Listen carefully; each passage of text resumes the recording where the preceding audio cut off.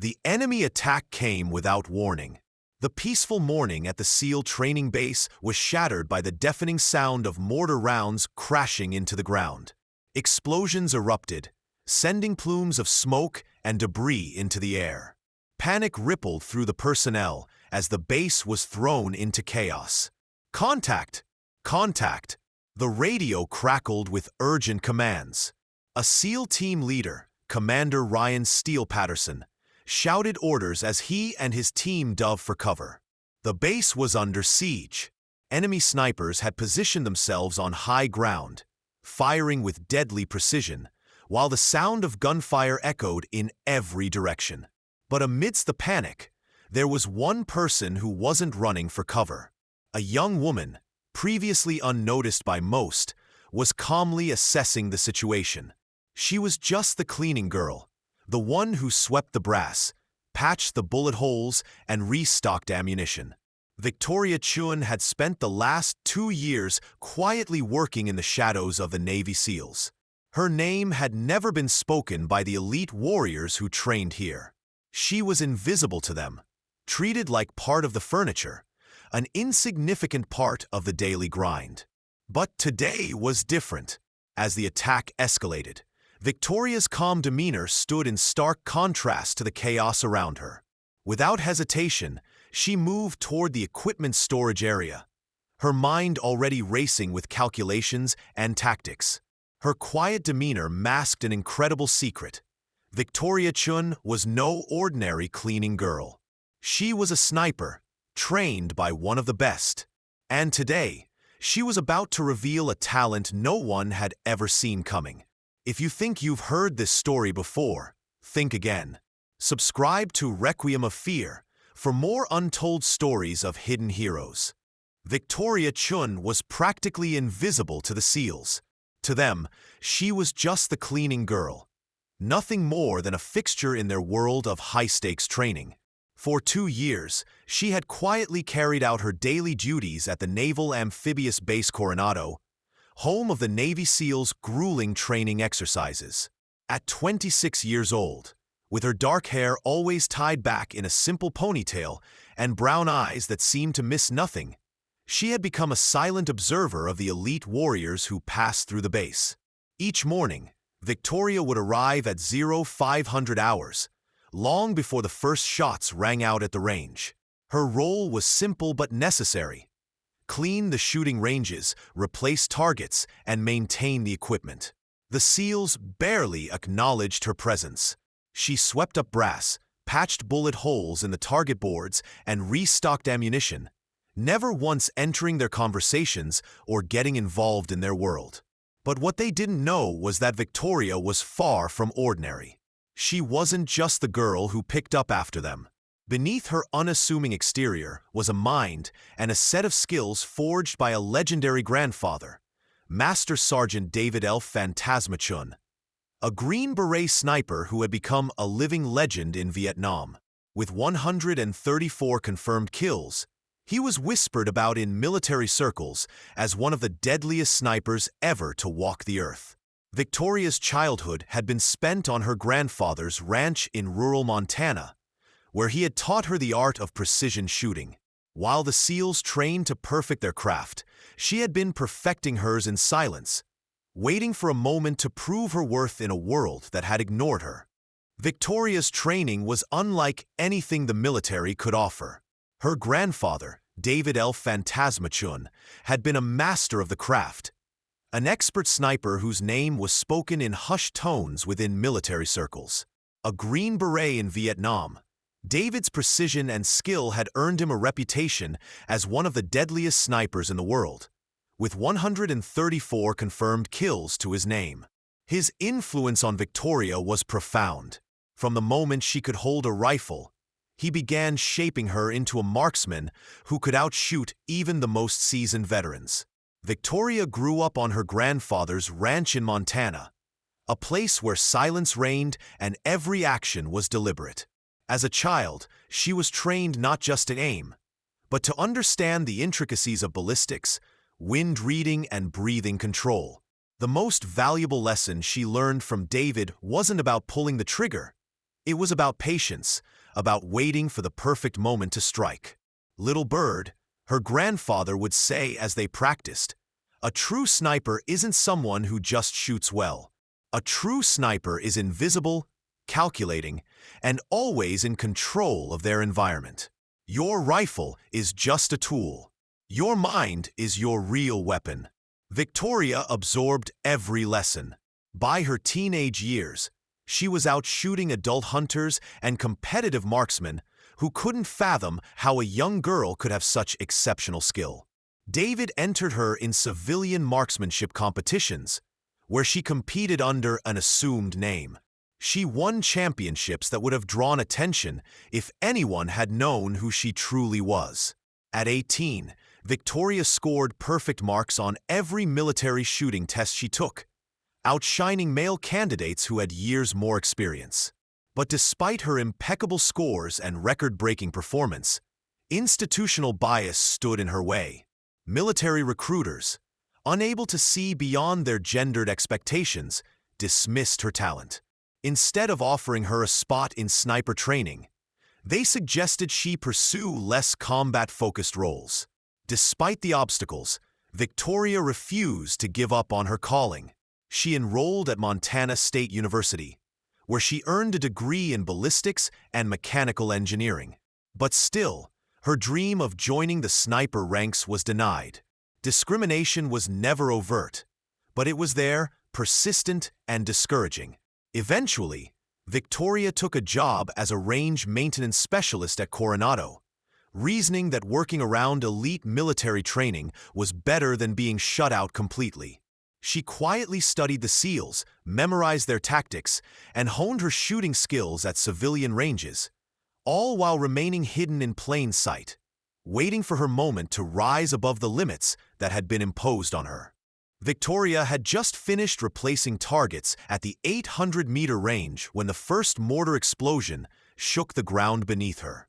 Dirt and concrete fragments rained down, and she was thrown to the ground by the sheer force of the blast. Her heart raced, but she didn't panic. The base was in chaos. The sound of explosions and gunfire filled the air, drowning out everything else. Soldiers scrambled for cover, shouting into their radios, but the enemy's precision was overwhelming.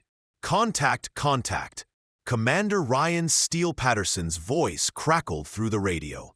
His SEAL team was trapped, pinned down by enemy fire that came from multiple directions. Mortars rained from above while snipers, positioned on high ground, picked off anyone who dared to move. The attack had been planned with military precision. The enemy forces had clearly conducted extensive reconnaissance, learning the layout of the base and exploiting its weak points. The timing of the attack was no accident. It had happened during a shift change in the security team, and the attackers had positioned themselves to exploit blind spots in the base's defenses. Victoria's first instinct was not to seek shelter. Unlike the other civilian personnel, she didn't run for cover. Instead, she immediately assessed the situation with a cool, calculated gaze. She was used to this kind of precision. In the chaos, her mind clicked into action as she began to map out the enemy's positions, estimating distances and calculating angles. She could see the muzzle flashes from enemy snipers high on the hills overlooking the base, and she knew that the SEALs were trapped. They were exposed, caught between the range facilities and the enemy positions. Their movement was restricted, and their cover was quickly being destroyed. 2 SEALs were already wounded, one hit by sniper fire and the other by shrapnel. The situation was dire. And yet, amidst the chaos, Victoria stood tall, her eyes scanning the field with a focused intensity that seemed out of place in such a volatile moment. While the SEALs scrambled to stay alive, she was thinking 2 steps ahead, calculating what would be needed to turn the tide. The enemy's superior position had given them an advantage, but Victoria's mind was already working to neutralize that advantage. While the SEALs scrambled for cover, trying to return fire and stay alive, she made her move. With quick, purposeful steps, she moved toward the storage area where the weapons were kept. The sound of enemy gunfire rang in the air, and mortar rounds continued to fall. But Victoria's focus never wavered. She was scanning the battlefield, assessing each enemy position and mentally mapping out her course of action. As she reached the storage area, she didn't pause to question her decision. She knew what she had to do.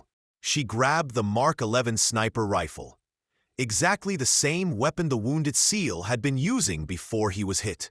She could hear the distant crackle of radio calls, but she paid them no mind. Her thoughts were clear, her actions precise. Victoria had seen enough. The SEAL team was pinned down, unable to get a clear shot at the enemy snipers who had the high ground. The situation was rapidly deteriorating, and backup was still 15 minutes away. That was far too long. The base commander, Patterson, watched her with disbelief as she emerged from the storage room, rifle in hand, moving with the same calm and purpose he had seen in the most experienced operators. His first instinct was to shout out, to stop her. But his voice caught in his throat as he realized the SEALs were being torn apart, and no one else had a solution. "Victoria!" he called out, his voice filled with confusion and frustration. "What are you doing?" Without looking back, she replied, her voice steady and confident. "I'm doing what needs to be done. I can take out the snipers, but I need your spotting scope and radio frequency." It was crazy, but there was no time for second-guessing. He stared at her, trying to process what she had just said. A civilian maintenance worker was offering to take charge and do what his own team of elite snipers couldn't: eliminate the enemy positions. It made no sense. The world he had known, the one where men like him led SEAL teams into battle, was suddenly upside down. Victoria wasn't a trained SEAL. She wasn't even a soldier. She was just the quiet woman who cleaned the range, replaced targets, and maintained the weapons. Yet here she was, standing before him, calmly asking for a sniper rifle and the communication tools to save his team. Patterson's heart pounded in his chest as he glanced at his men, his team, who were pinned down, out of ammunition, and slowly being picked off by enemy fire. One of his snipers, Williams, was bleeding out from a shoulder wound. Thompson, the communications officer, had taken shrapnel to the legs and couldn't move. The rest of his men were trapped, outgunned, and exhausted. Victoria's calmness was unnerving. It wasn't just the rifle she had grabbed from the storage room. It was the way she moved, deliberate, confident, and completely focused. She wasn't acting like someone who had just picked up a weapon. She was acting like a seasoned professional. For a brief moment, Patterson thought about stopping her. He thought about the risk. What if she couldn't do it? What if she got herself killed? But as he watched the chaos unfold around him, he realized he had no choice. "We don't have time to debate," Victoria said, her voice unwavering. "If I don't take out those snipers, we'll all be dead before backup arrives." Patterson swallowed hard, his instincts screaming at him to trust her. He looked at Williams, still clutching the spotting scope, and gave the order. "Give her your scope and headset." Victoria's moment had arrived. Victoria climbed the observation tower with purpose, her movements swift and fluid, as though the chaos of battle didn't exist. She was aware of the danger, but the urgency in her mind drowned out the sound of enemy fire. Every step she took was calculated, every glance toward the enemy positions deliberate. The world around her blurred into a single, focused task: neutralize the threats. Patterson watched in disbelief as she ascended the tower, her rifle in hand, looking every bit like a trained sniper, not the cleaning girl, who had been invisible to his team for 2 years. As the bullets whizzed past her, she remained calm, a stark contrast to the panic that gripped the SEALs below. Once she reached the top, she dropped into position with a Mark 11, setting up her shot with practiced precision. Her fingers adjusted the scope, making minute calculations for wind drift and bullet drop, each movement smooth and confident. Victoria was in her element. "Overwatch, this is ground," Patterson's voice crackled through the radio. "Target priority is the sniper at 2 o'clock, 600 meters out. He's been pinning us down. Stand by." Victoria's voice came through the radio, steady and professional, just as Patterson would expect from a seasoned sniper. "I have visual on target. Calculating wind drift and elevation. Stand by." Patterson watched through his binoculars, a growing sense of awe overtaking him. She was methodical, calm, precise. Every movement was textbook. As the enemy sniper shifted position on the high ground, Victoria adjusted her scope, locked in her target, and took the shot. The sound of the bullet's impact was nearly drowned out by the roar of nearby explosions, but the result was undeniable. The enemy sniper collapsed instantly, his rifle tumbling from his position. The SEALs gasped, eyes wide with disbelief. She had done it. Against all odds, Victoria had taken out the first sniper. Victoria didn't waste a moment. She immediately shifted her focus to the second enemy sniper on a different hilltop. The calculation was the same. She aimed, adjusted for wind, and fired. Another clean shot. Another enemy sniper eliminated. 2 down. Victoria's voice came over the radio, her calm tone a stark contrast to the chaos below. Continuing to engage additional threats. As Patterson looked through his binoculars, he saw her take down a third target, an enemy machine gunner suppressing the base's main entrance. Then another, and another. Her accuracy was flawless, her pace relentless. Within minutes, the balance of power had shifted. The SEALs, who had been pinned down, were now taking the fight to the enemy. The tide had turned, and it was all thanks to the cleaning girl who had proven herself to be the deadliest weapon on the range. Patterson watched through his binoculars as Victoria, still perched in the observation tower, methodically scanned the battlefield. One by one, the enemy positions were being neutralized. Her shots were not just precise. They were surgical, eliminating the key threats and systematically dismantling the attacker's strategy. The SEAL team, once pinned down and on the verge of being overwhelmed, was now moving forward with renewed confidence. The enemy snipers who had held them in place for so long were gone. The remaining hostile forces, now scattered and disoriented, had no clear command. It was only a matter of time before they would break and retreat. Victoria remained focused, adjusting her scope to engage a final target. An enemy spotter directing mortar fire. The shot rang out, and the spotter dropped, his position eliminated. By the time the backup arrived, the attack had already been neutralized. The enemy had been dismantled by a single woman who had been invisible to the SEALs until that moment. As Victoria descended from the tower, she was met by the team, who now regarded her with a mix of awe and confusion. Patterson, his expression hard to read, stood waiting for her at the base of the tower. He was still processing what had just happened.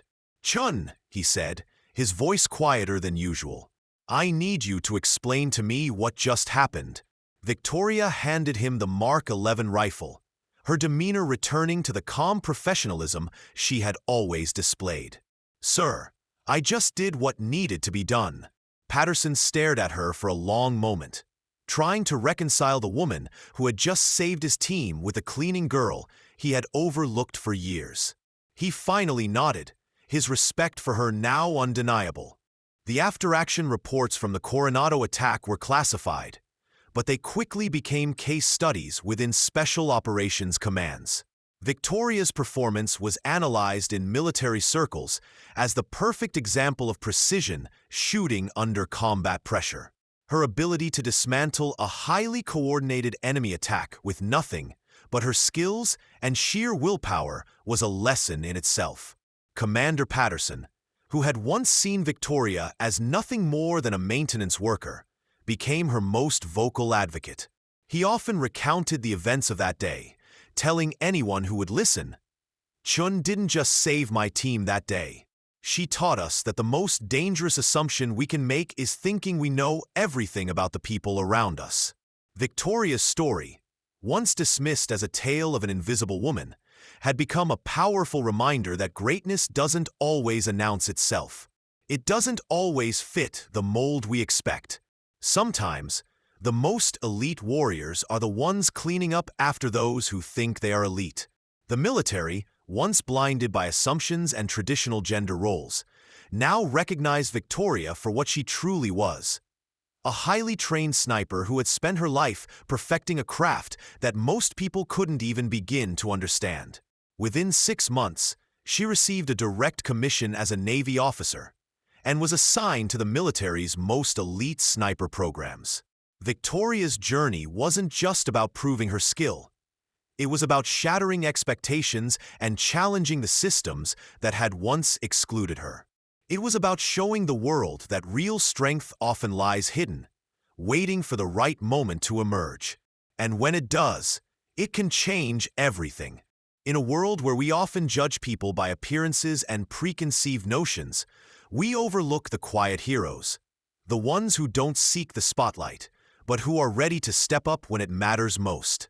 Whether it's on the battlefield, in the workplace, or in our everyday lives, it's crucial to remember that potential is not defined by titles or stereotypes, but by actions. Victoria didn't wait for permission to prove her worth. She didn't let others define her by the role they thought she should play. She waited for the right moment, the moment when her skills and determination could make all the difference. And when that moment came, she didn't just meet the challenge. She redefined what it meant to be a warrior. If you've ever felt invisible, or like your talents and abilities are being overlooked, take heart from Victoria's story. You have the power to rise above expectations and show the world what you're truly capable of. Don't let anyone, or anything, stop you from stepping into your greatness. If this story inspired you, subscribe to Requiem of Fear for more incredible tales of hidden heroes, strength in adversity, and breaking the barriers of expectation. Remember, true greatness doesn't announce itself. It simply performs when it matters most.